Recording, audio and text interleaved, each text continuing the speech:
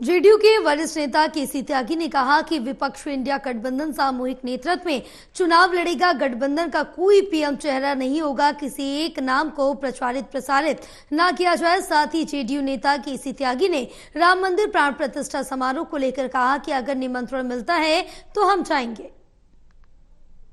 JDU के वरिष्ठ नेता केसी त्यागी इस वक्त हमारे साथ जुड़ रहे हैं। केसी त्यागी जी, जो इंडिया गठबंधन की बैठक हुई थी और उसके बाद से हम देख रहे हैं पीएम पद के दावेदार को लेकर अलग अलग बयानबाजी हो रही है। संजय राउत ने भी बयान दिया है कि जो प्रधानमंत्री पद के दावेदार हैं उसमें कई नामों का जिक्र किया है, लेकिन नीतीश कुमार का नाम उन्होंने जिक्र नहीं किया है। सभी को अपने अपने नेताओं को महिमा मंडित करने का, प्रचारित प्रसारित करने का अधिकार है।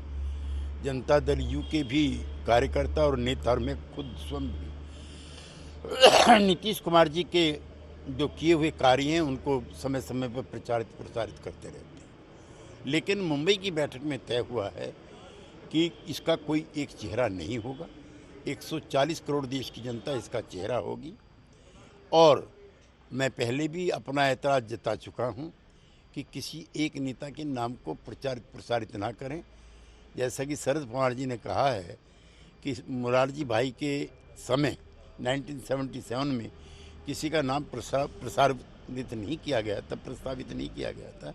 लिहाजा जो आचार संहिता है उसको सब निभाएं। और अगर हम देखें तो जो इंडिया गठबंधन की बैठक हुई थी दिल्ली में, उसमें ये भी खबरें आई कि नीतीश कुमार नाराज हैं और इसीलिए इस पर तमाम सवाल उठाए गए। असली स्थिति क्या है? जेडीयू क्या साफ करेगा?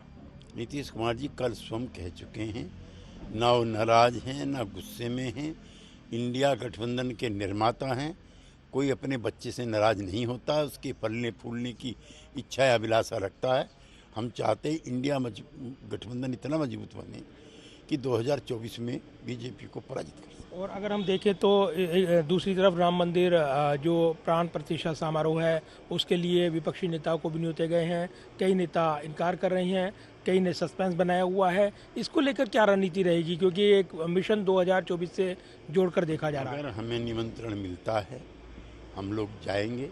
सुप्रीम कोर्ट के आदेश के बाद ही राम मंदिर का निर्माण संभव हो पाया है। वो हमारे पूज्य हैं, हमारे घरों में पूजा होती है।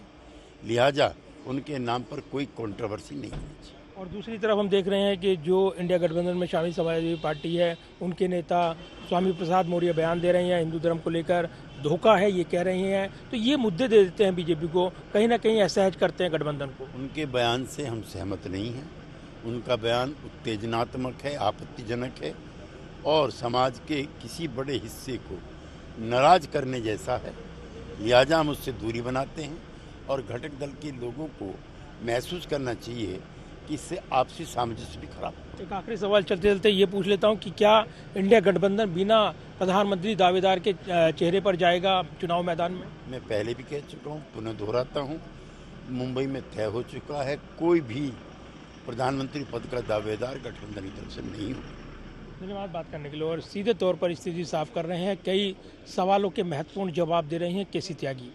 कैमरामैन विदर्भ के साथ प्रदीप कुमार, टोटल न्यूज़ दिल्ली।